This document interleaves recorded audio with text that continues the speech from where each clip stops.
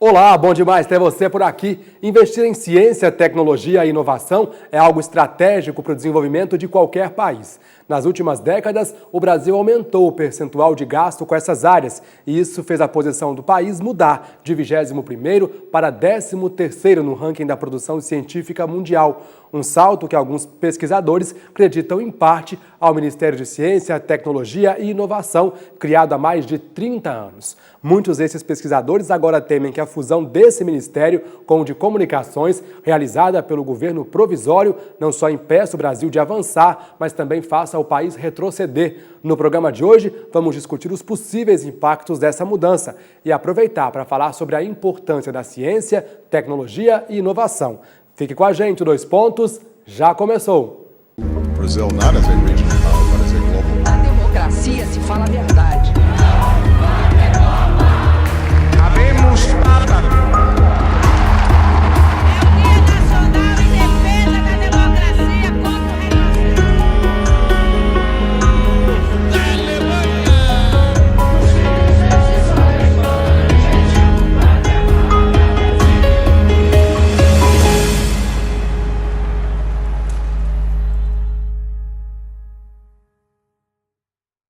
Sejam muito bem-vindos, sejam muito bem-vindas ao 2 pontos. Hoje a discussão é sobre ciência, tecnologia e inovação. Estou recebendo o professor Paulo Beirão, do Instituto de Ciências Biológicas da UFMG e diretor de Ciência, Tecnologia e Inovação da FAPEMIG, a Fundação de Amparo à Pesquisa do Estado de Minas Gerais. Obrigado pela presença, professor. Eu que agradeço o convite. Estou recebendo também o professor Eduardo Mortimer, professor titular da Faculdade de Educação da UFMG e conselheiro da SBPC, a Sociedade Brasileira para o Progresso da Ciência. Obrigado pela presença, professor. Obrigado, eu que agradeço também. Vamos começar então a entender um pouco sobre essa fusão, dos Ministérios da Ciência e Tecnologia com o da Comunicação. Na prática, o que pode vir a acontecer? Quais que são os impactos, professor, dessa fusão? Por que o Ministério da Ciência e Tecnologia tem que ter uma pasta exclusiva para ele?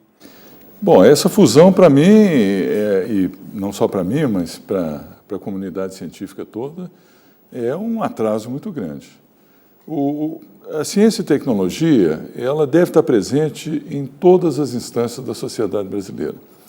O fato de ter sido criado o Ministério de Ciência e Tecnologia no país, ele abriu uma possibilidade de interação com os diferentes ministérios, no sentido de haver uma colaboração da comunidade científica com as atividades que são presentes em todos os ministérios. Dá uma transversalidade para a ação da ciência e tecnologia, porque há muitas interfaces entre ciência e tecnologia, como, por exemplo, com a saúde, então com o Ministério da Saúde, com a Agricultura, Ministério da Agricultura, Ministério do Desenvolvimento Agrário, Ministério do Desenvolvimento Social, Ministério da Saúde, da Justiça, enfim, é uma ação absolutamente transversal. Na hora que você coloca submetido a uma pasta subordinada, então, à questão da comunicação, obviamente dificulta a interação com os demais ministérios. Então, é uma perda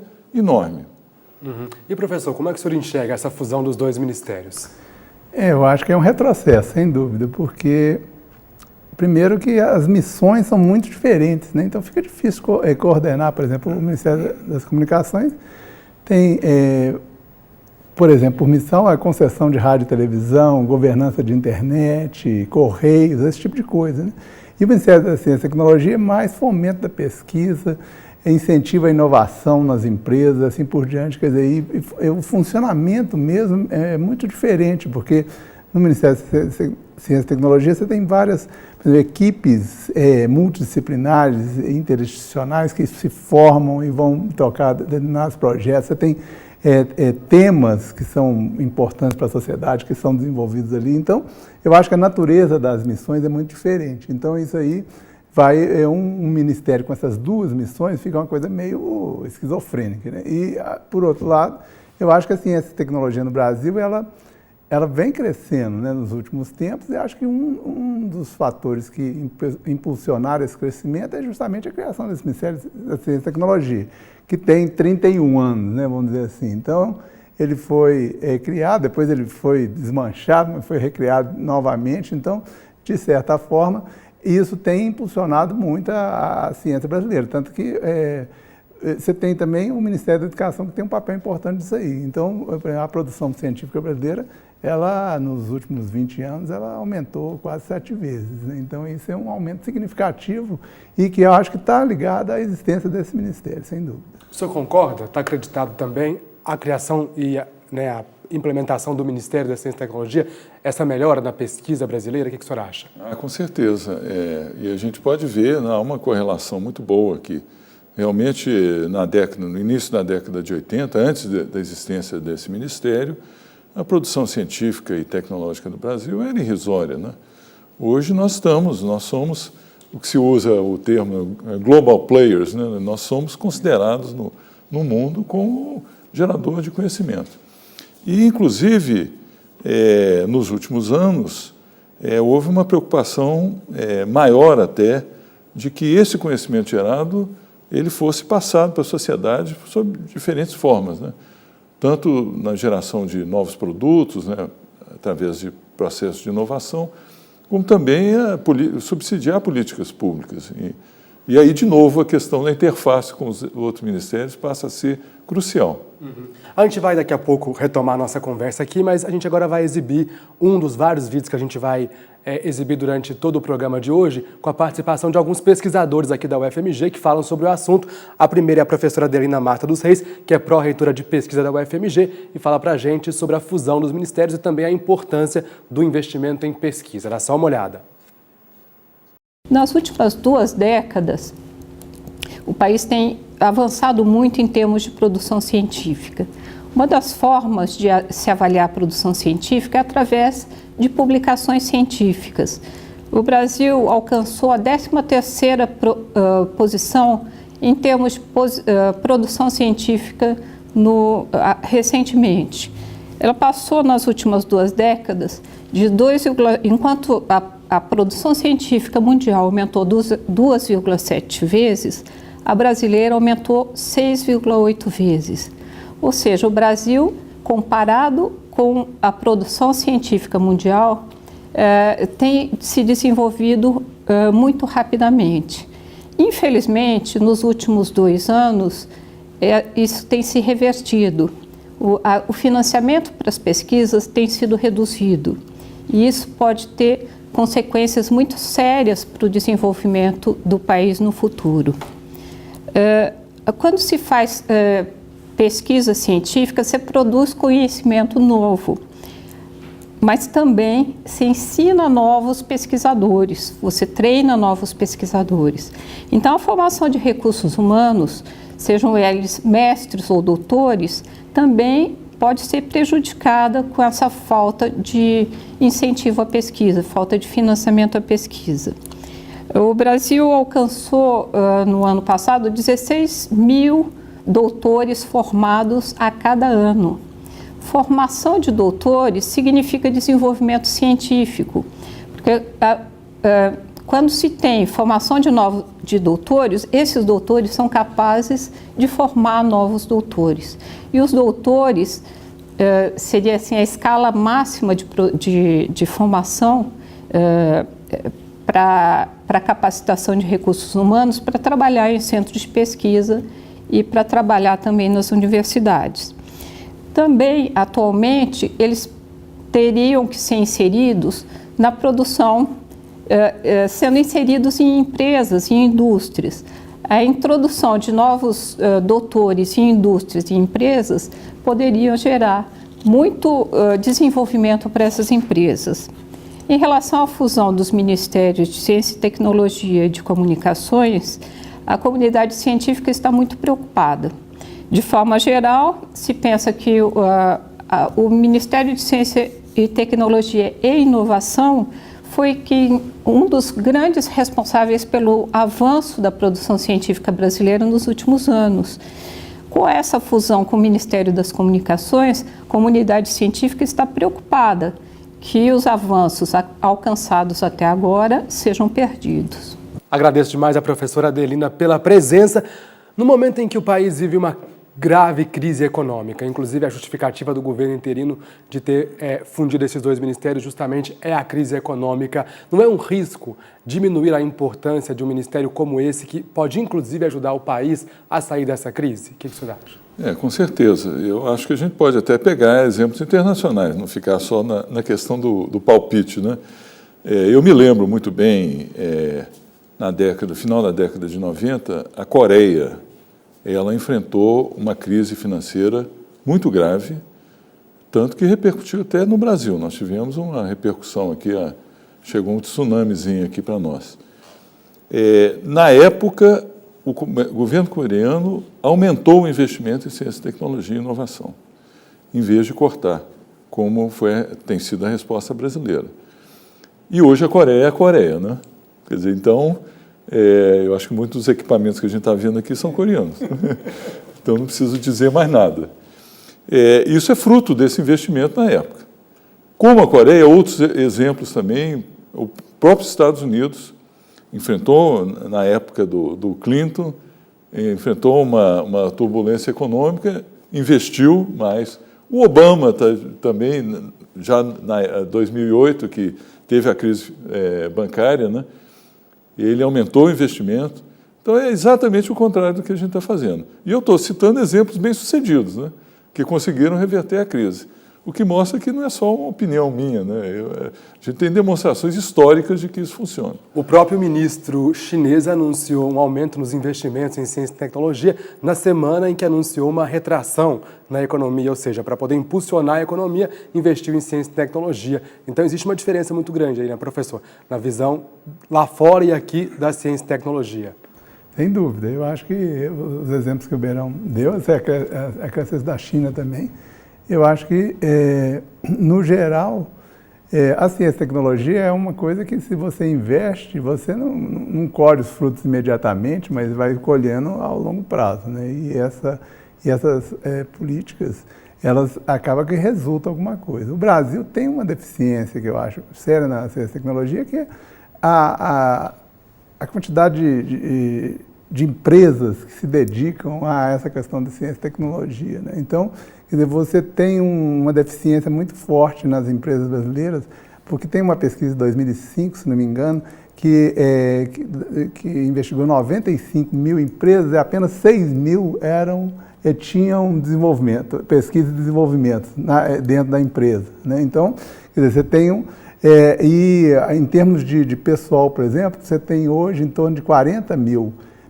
pesquisadores empregados pela iniciativa privada e, por exemplo, quando na Coreia você tem 170 mil, nos Estados Unidos você tem mais de 1 milhão de pesquisadores. Então, quer dizer, isso aí dá uma diferença também. Quer dizer, eu acho que no Brasil você tem uma questão que tem que ser bem trabalhada, que é uma política mais geral, que é a empresa privada começar a pensar que quando ela investe em ciência e tecnologia, ela gera um produto mais competitivo, né, e que vai ter uma saída melhor e vai competir globalmente. Eu queria até acrescentar, nesse ponto aí que você mencionou, que exatamente esse é um dos pontos nevrálgicos da fusão.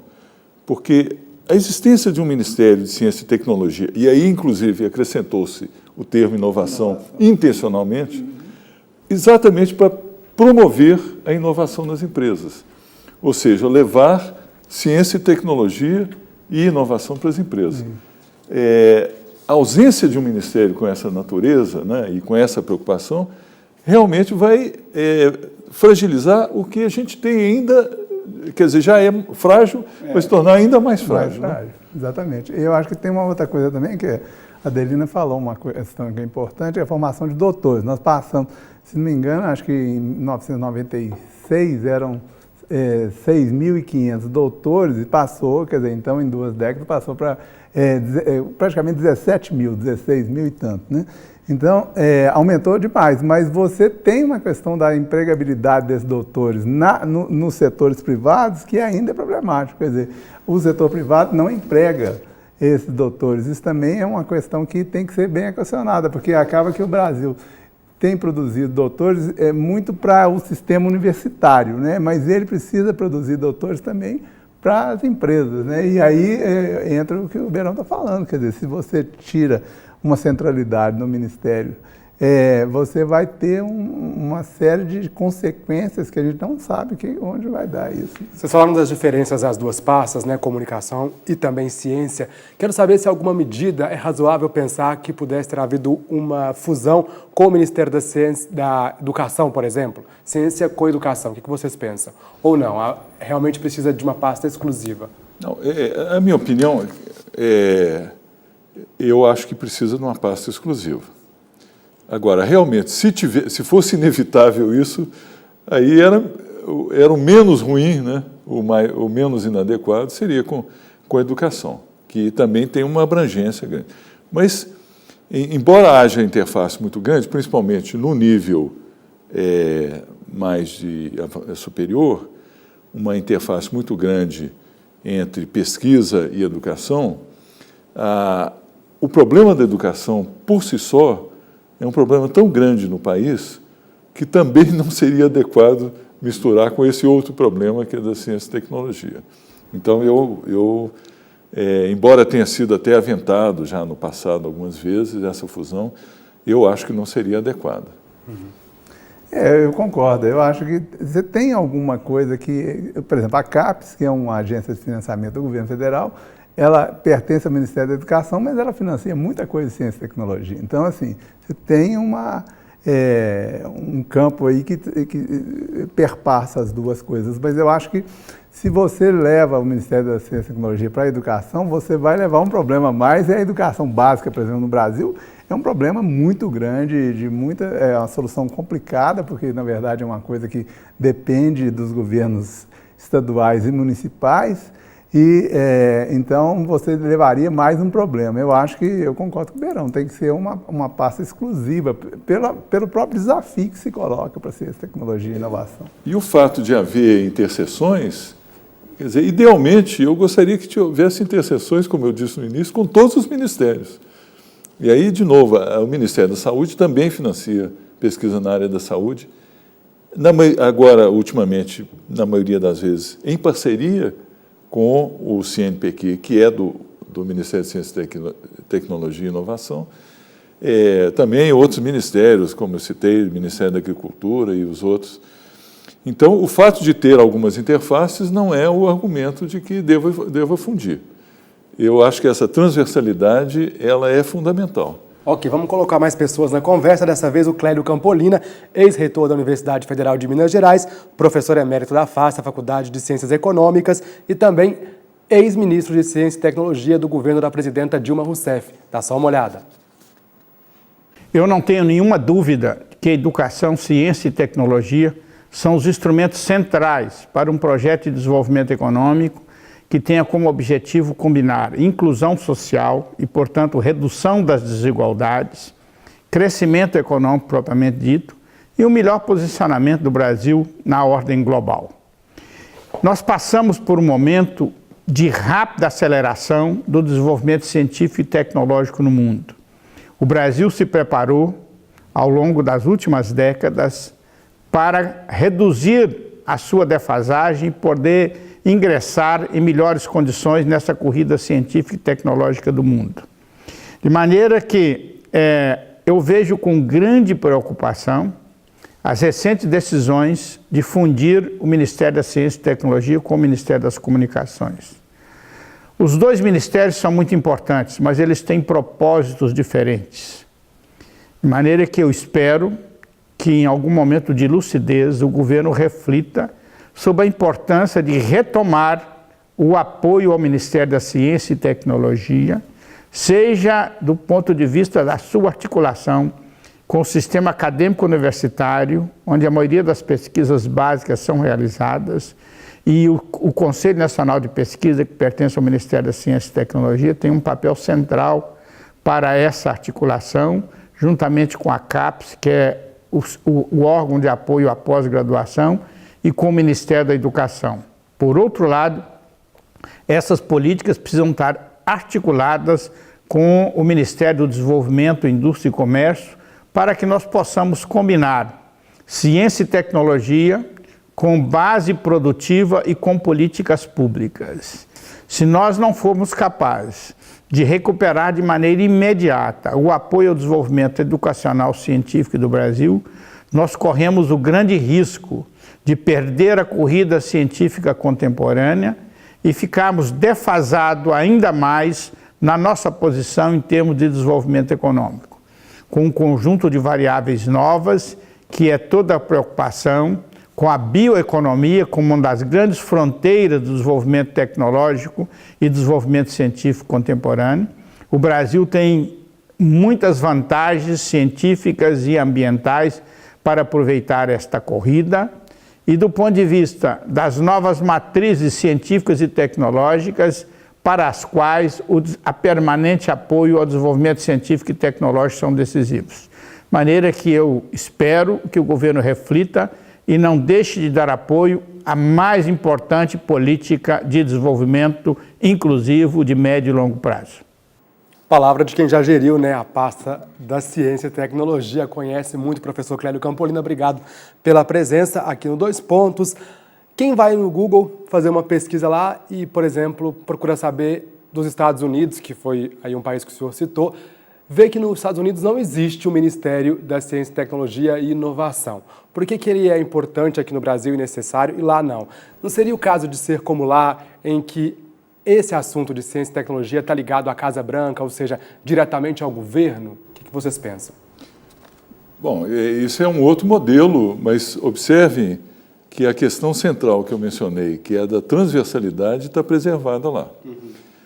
O Obama, e não é o Obama, o presidente dos Estados Unidos, qualquer que seja, republicano ou democrata, ele tem um assessor, uma assessoria de ciência e tecnologia, e o o Congresso também tem.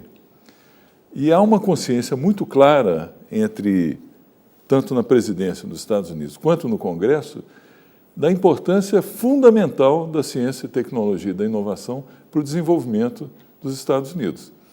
Então, quando eu mencionei que na crise de 2008 o Obama decidiu aumentar o investimento, isso foi em sintonia com o Congresso, que era majoritariamente republicano, porque há esse sentimento. Aqui no Brasil, infelizmente, nós ainda não temos essa situação. E, então, provavelmente, o melhor modelo mesmo é ter uma estrutura para preservar isso aí, para agir como seria o caso, quer dizer, existia, né, o Ministério de Ciência, Tecnologia e Inovação. Mas seguramente não ocorreria nos Estados Unidos subordinar essa assessoria de ciência e tecnologia da Presidência da República e também do Congresso a qualquer outro ministério ou secretaria do governo. Eu concordo, basicamente. Eu acho que tem uma questão. Os Estados Unidos, quer dizer, é um país em que o empreendedorismo, quer dizer, essa questão de o setor privado produzir, porque lá você tem um sistema que eu acho que é uma coisa que a gente busca aqui, mas que a gente tem dificuldade. Quer dizer, a universidade lá forma os doutores, né? E faz a pesquisa acadêmica básica. Essa pesquisa acadêmica básica é financiada principalmente pelo governo.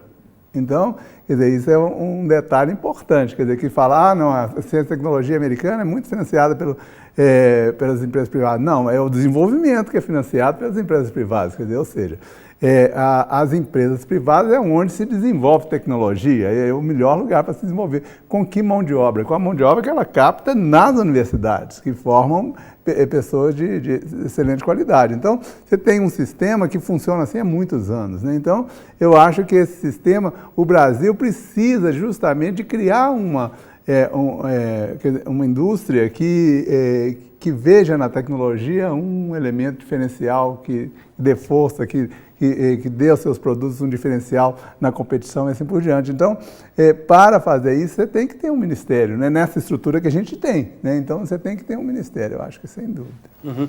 A gente também acompanhou que houve cortes no governo da presidenta Dilma Rousseff lá no início do ano, R$1 bilhão. Isso não nos leva a crer que é menos um problema de governo A ou B e muito mais de uma falta de entendimento da classe política que não enxerga o óbvio que vocês estão dizendo aí dessa importância? O que vocês pensam? Eu acho que é isso mesmo. Infelizmente, a nossa classe política ela não tem essa percepção e eu acho que eu até não preciso ficar criticando muito a classe política, já está mais desacreditada. É impossível. Mas, no fundo, cada um está querendo se reeleger, né? E ter as maiores vantagens. E isso tem piorado cada vez mais.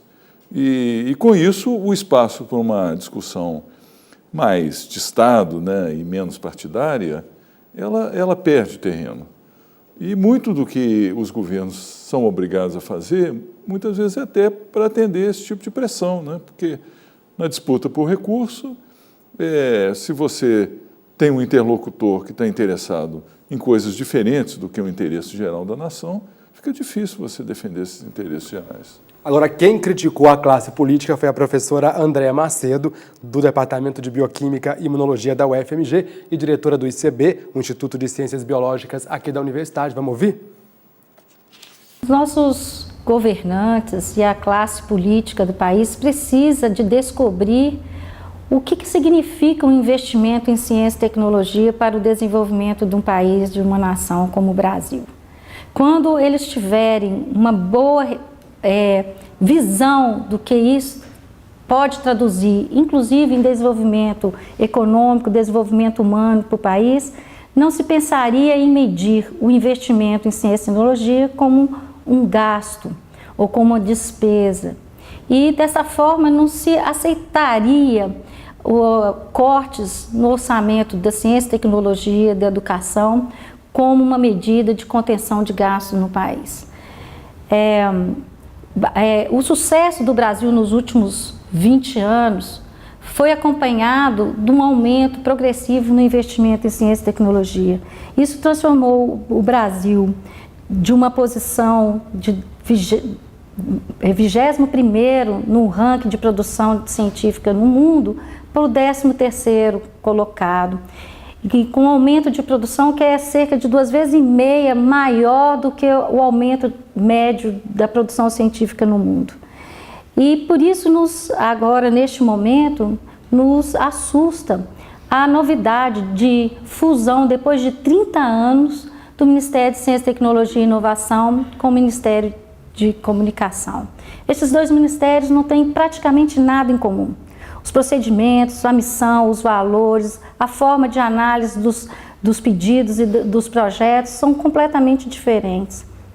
Enquanto o Ministério de Ciência e Tecnologia é baseado na seleção pelo mérito de projetos que são julgados pelos pares, que tem a ver com o desenvolvimento de projetos de pesquisa, de inovação no país, o Ministério de Comunicação ele se volta para o julgamento de distribuição de rádio, TV, problemas relacionados ao correio, TV paga, da telefonia, que são mecanismos muito diferentes e mais baseados em análises políticas do que científicas. Então, dessa forma, é difícil imaginar o que levou a essa proposta de fusão do Ministério de Ciência e Tecnologia com o de Comunicação, que, no meu entendimento, a única coisa que eles têm em comum é que ambos se iniciam com a letra C. Ok, recado dado da professora Andréa, agradeço pela presença dela aqui no programa. A classe política, então, a classe política às vezes acerta, né? E um dos acertos talvez tenha sido a criação do marco legal da ciência, tecnologia e inovação. Quero que vocês falem um pouco desse marco, qual que é a importância dele. Houve alguns vetos da presidenta Dilma, queria que vocês também falassem por que desagradam a classe dos cientistas esses vetos. Bom, primeiro, antes de responder essa questão, eu queria deixar claro para o telespectador que quando eu me refiro à classe política, eu estou referindo de uma maneira geral, né? Claro. Existem políticos sérios e que têm essa consciência. Cabe aos eleitores identificá-los e realmente votar neles, né? Infelizmente, o nosso sistema eleitoral está favorecendo o poder econômico. Mas então, feita essa ressalva, eu até diria que um dos produtos que dos bons políticos foi exatamente esse marco legal. Foi um trabalho que até eu me orgulho de dizer que a FAPEMIG teve um papel muito importante em desencadear essa discussão. Ele permite facilitar exatamente esse gap, né? esse abismo que existe entre a produção científica e a geração de novos produtos e a inovação que o Eduardo Mortimer comentou. Ele favorece, então, essa comunicação entre a ciência, a tecnologia e a inovação. Existem esses vetos que eles foram originados principalmente da área fiscal, né, da área da fazenda, com questão de como é que chama? Imposto de renda, essas coisas, né, basicamente, que vão prejudicar. Então, é uma questão, eu acho que é mais de ajuste do que é uma bolsa e do que é um salário, fazer essa distinção. E o Ministério da Fazenda não teve essa compreensão, e isso é uma questão que eu acho que faz parte de uma negociação, essa sim, normal no Congresso.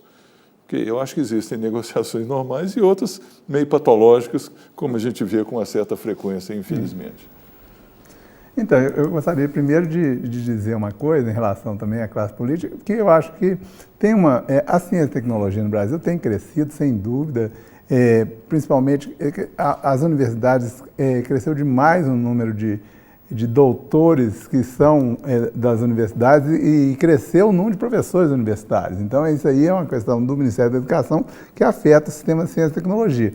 Eu acho que a ciência e tecnologia poderia ter crescido muito mais, porque em relação ao PIB, ela passou de 1,04%, né, do PIB para 1,24%. Então, quer dizer, um crescimento de 20%, vamos dizer assim, né, que eu acho que está aquém das necessidades do país, que poderia ter crescido muito mais. Isso aí, quer dizer, acaba que a classe política ela é um pouco responsável por isso, porque se você falasse, por exemplo, eu acho que colocar o Brasil nos 2% do PIB para ciência e tecnologia você atingiria um patamar de países da OECD, né? A média mundial. A média mundial é por aí, né? 2% quer dizer... Mas se me permite, só para comparação, que eu referi a Coreia, 4%. A Coreia está fora de qualquer comparação. Mas Singapura, quer dizer, vários Singapura outros países. Também A Coreia tem a questão do sistema educacional também, que avançou muito, né? Que é uma outra questão que a gente não está discutindo aqui, mas que eu sempre insisto. Quer dizer, a educação é uma coisa que também tem que entrar nessa equação, né? E no Brasil a educação básica está meio a Deus dará, né? Então, mas, quer dizer, fazendo esse parênteses, eu concordo, porque eu acho que essa questão dos vetos mesmo são vetos mais, porque acaba que a questão da bolsa fica entendida de duas maneiras, né? Uma bolsa que é paga por um órgão público, ela é isenta de imposto de renda, e uma bolsa que é paga por um órgão privado, ela vai ser taxada de imposto de renda. Então, tem algumas questões. Mas eu acho que, de certa forma, esse marco legal foi negociado, amplamente negociado com a comunidade científica e tal.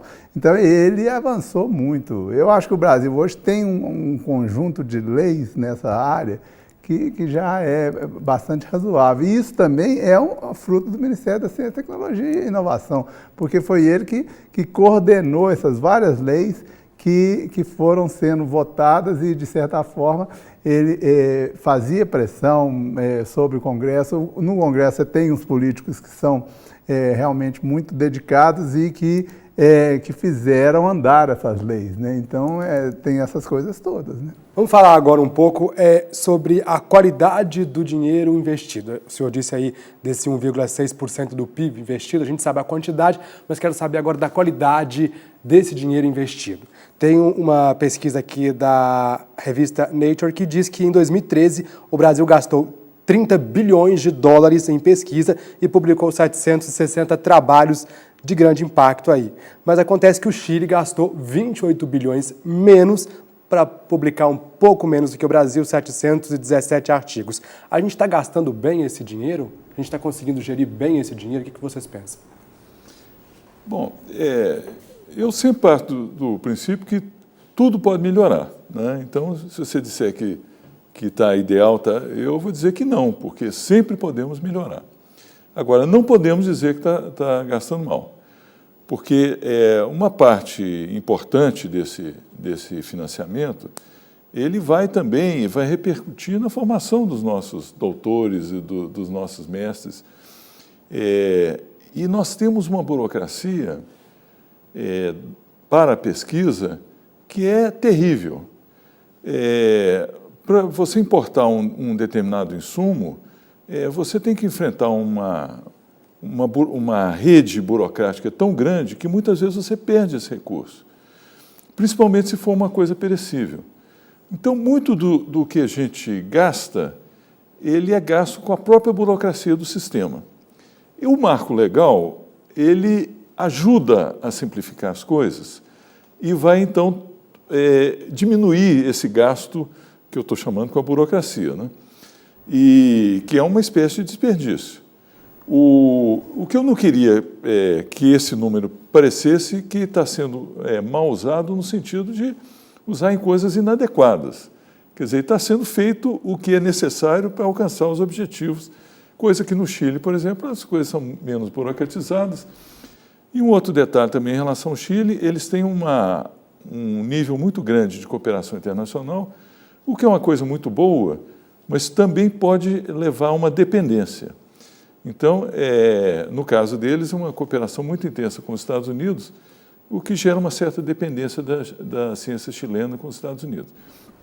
O Brasil tem um nível de cooperação internacional que eu acho que até deve aumentar, mas é mais diversificado. Nós temos cooperação com vários países, inclusive da Europa, da Ásia e até mesmo da África. Uhum. Quando a gente fala de burocracia, para o pessoal de casa poder entender, de que forma que ela atrapalha esse setor da ciência e tecnologia?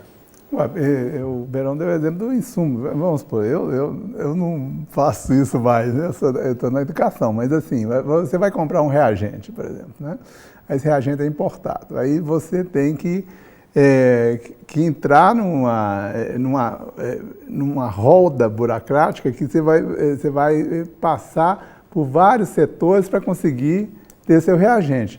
Isso, por exemplo, isso diminui demais a competitividade da ciência brasileira, porque eu lembro, nos Estados Unidos, eu fiz um pós-doutorado lá, você precisava de um livro na biblioteca, na outra semana estava o livro lá. Aqui no Brasil, você precisa de um livro na biblioteca, você vai ter que suar para conseguir esse livro, porque nem sempre esse livro vai ser comprado. E no caso, por exemplo, a química fina, por exemplo, é uma coisa que a gente não produz quase nada. Então, nós não produzimos esses reagentes, todos esses reagentes que você usa em pesquisa básica, eles são importados. Então, para importar isso, é uma roda enorme. Então, é nesse sentido. Eu acho que o pesquisador no estrangeiro, ele pensa num reagente e na semana que vem esse reagente está lá e está funcionando. Aqui, ele tem que ir fazendo as coisas de modo que um dia ele vai chegar no reagente e o reagente às vezes chega atrasado. Quer dizer, então no Brasil tem uma imprevisibilidade que é muito grande na pesquisa básica, principalmente nessa pesquisa básica. Então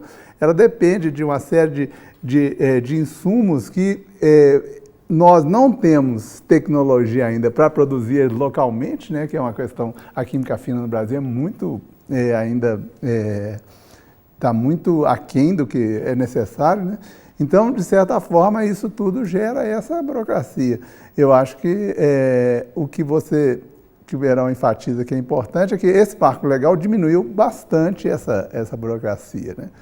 E não acaba com ela, continua, porque eu acho que, no geral, a gente tem um sistema que não é muito propício para fazer ciência. Então, a própria universidade, como ela é organizada, por exemplo, a autonomia da universidade é uma coisa fundamental, né? A universidade deveria ser completamente autônoma para fazer o que ela bem entendesse, contratar os professores que ela quisesse, do jeito que ela quisesse, porque aí você pode, inclusive, começar a gerar questões que por exemplo, a gente precisa de centros de excelência, né? O Brasil tem 8 universidades, elas respondem para a produção de 2/3 desses artigos aí.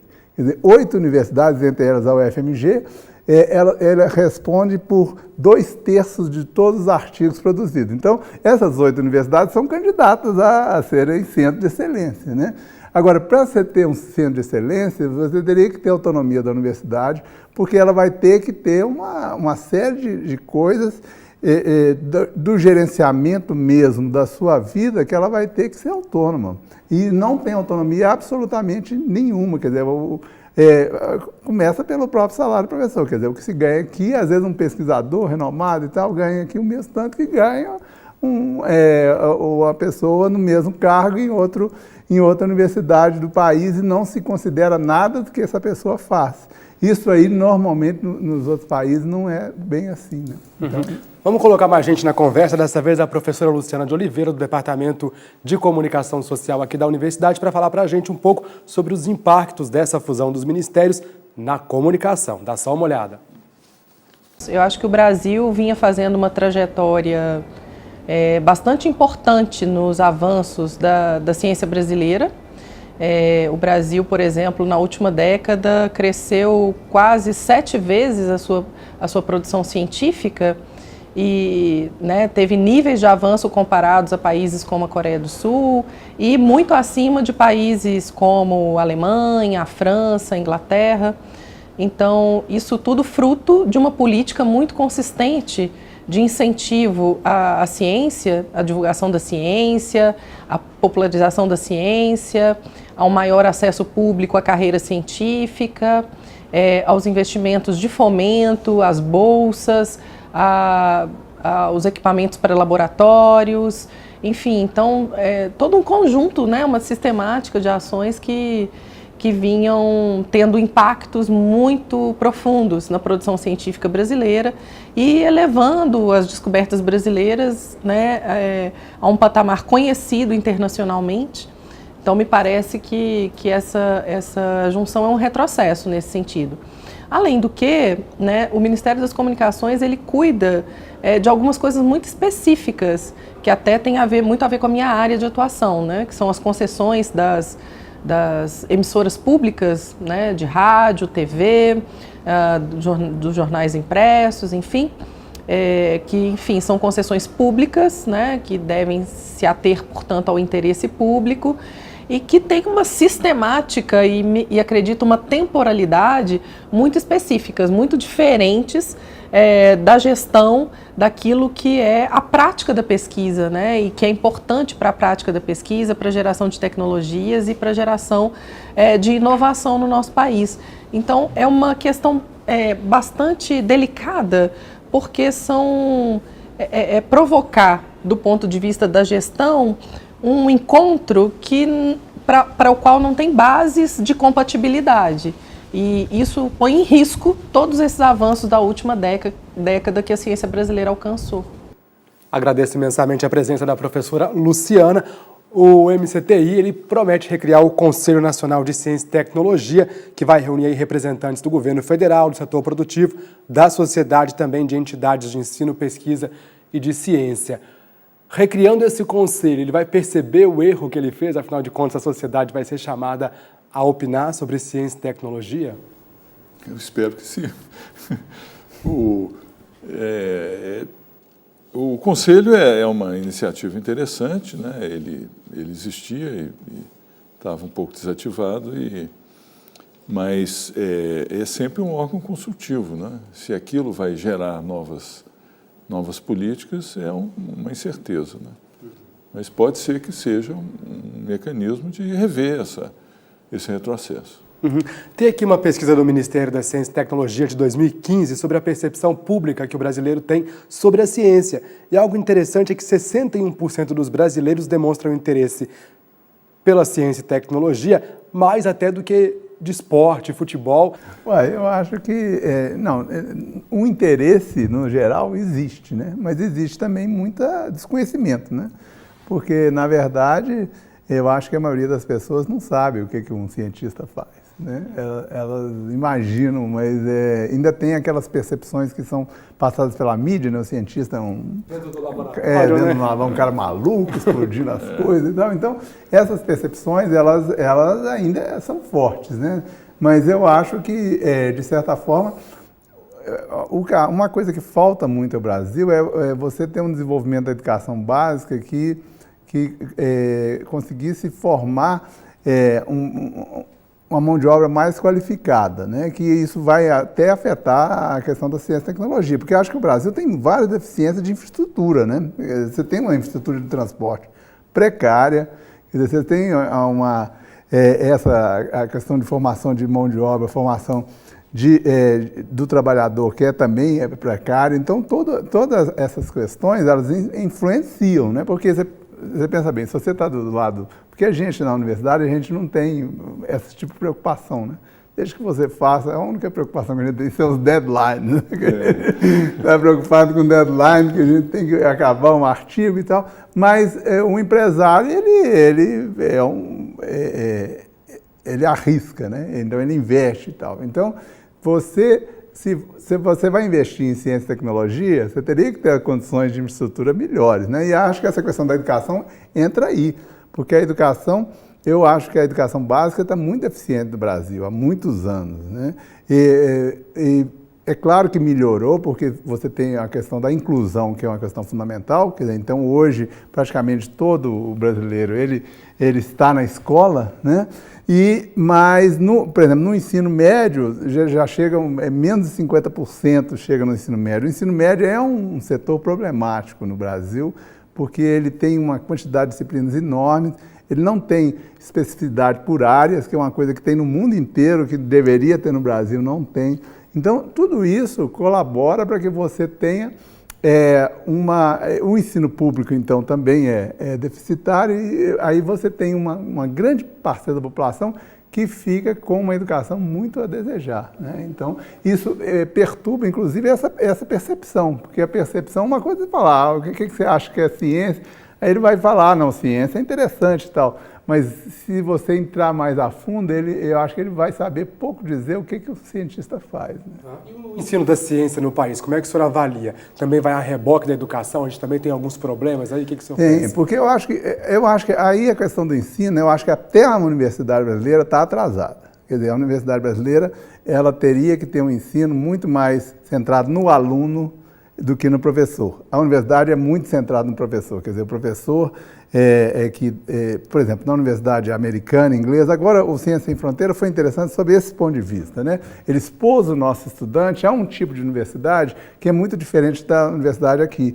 Então, por exemplo, lá na universidade europeia ou americana, o estudante ele tem muito tempo para ir para a biblioteca, para fazer pesquisas, para ir para um laboratório e assim por diante. É um tempo dele, que ele tem que se dedicar. E se ele não se dedicar, ele não vai dar conta de fazer o curso. E aqui é tudo mais ou menos baseado no professor. Quer dizer, o professor é que dita o ritmo das coisas que o aluno faz. Isso aí é uma coisa que o nosso ensino superior está atrasado. Quer dizer, e o ensino básico, então, nem se fala. Quer dizer, o ensino básico de ciências tem coisas, por exemplo, que são as ciências naturais que são importantes, o laboratório, por exemplo, é uma coisa fundamental, a investigação é fundamental, isso passa ao largo da maioria das escolas públicas. Quer dizer, as escolas públicas, algumas têm laboratório, mas nem o professor não se aventura no laboratório, porque ele tem medo daquelas coisas todas. Então, é uma ciência teórica, e nem teórica, tem muita repetição de ritos, né? Então, eu acho que essa questão é muito séria. Agora, existe um projeto tramitando no Congresso para poder incluir conteúdos de inovação na educação básica do país, no currículo da educação básica. O que o senhor pensa disso? Assim? Realmente, inovação é algo que se possa ensinar? Eu acho que esses projetos do Congresso todos são meio... Eu desconfio deles, porque foi com base, por exemplo, foi com base dos projetos do Congresso que nós passamos. Você tinha, no Brasil, há 20 anos atrás, você tinha 4 aulas por semana de ensino médio de Física, de Química e de Biologia, né? Hoje nós temos 2 aulas na escola pública. Por que nós temos 2 aulas? Porque o Congresso achou que é importante colocar isso, colocar aquilo, e foi inchando o sistema. Não que o que ele colocou não tem importância, acho que tem importância também, mas só que você tem que, já que você tem tanta coisa, você tem que dar uma especificidade. Quer dizer, você vai ter um ensino médio, vai ser direcionado para ciências naturais, um vai para para ciências humanas, outro vai para saúde, por exemplo, porque aí isso é um modelo que está no mundo inteiro. Eu não sei por que o Brasil tem que ser diferente nesse modelo, entendeu? Então eu acho que o Congresso inventando, vamos ensinar inovação, vai ser mais um conteúdo que vai se somar a esse mundo de conteúdos. Eu não sei se isso tem um aspecto positivo, não. Eu acho também que o nosso ensino é muito dogmático, né? Muito como o Eduardo comentou, né? Centrado no professor. Então, o professor é a fonte de informações. E a gente fica imaginando, quando ele sai da escola, qual a fonte de informações, porque ele está acostumado a receber essa informação pronta. Então, fica desamparado, né? Na verdade, a verdadeira educação ela é centrada no aluno. Ele busca informação, ele é capaz de criticar. É claro que o professor tem um papel importante para orientar, para ajudar a filtrar. Então, na hora que você coloca um conteúdo como o empreendedorismo, a inovação, que é um conteúdo importante, mas ele corre o risco de ser mais uma aula formal, magistral, onde o indivíduo vai dizer como o empreendedor pode ser, aí ele classifica o empreendedor, né? E sem nenhum, muito conceitual, muito de fatos que ele depois vai ter que devolver na prova, né? A mesma coisa com a ciência. A ciência que é ensinada na escola e, em parte, na universidade, nos cursos mesmo de graduação, é uma ciência muito dogmática. Quer dizer, aquele monte de conteúdos que o aluno tem que aprender e é depois questionado na prova. A ciência é muito mais dinâmica. Ela avança com a dúvida, com o questionamento, com no caso da minha ciência, né, da experimentação, e de você verificar se aquela coisa funciona ou não funciona. Isso não é passado pelos nossos estudantes, e muito menos no ensino básico. Eu acho que é uma tarefa nossa, e nesse ponto eu devo dizer que a FAPEMIG tem tido um contato muito grande com a nossa Secretaria de Educação, onde há uma sensibilidade muito grande da Secretaria, e nós estamos, inclusive, desenhando projetos em comum para levar a verdadeira ciência para a escola pública estadual. Para encerrar, a gente falou sobre ciência, mas acho que é importante a gente também falar um pouco sobre o papel do cientista. E uma polêmica que existe aí entre algumas entidades é a regulamentação da profissão de cientista, né? Muitas dizem que cientista não é profissão, é ofício. O que vocês pensam sobre isso? Rapidamente, para a gente terminar o programa.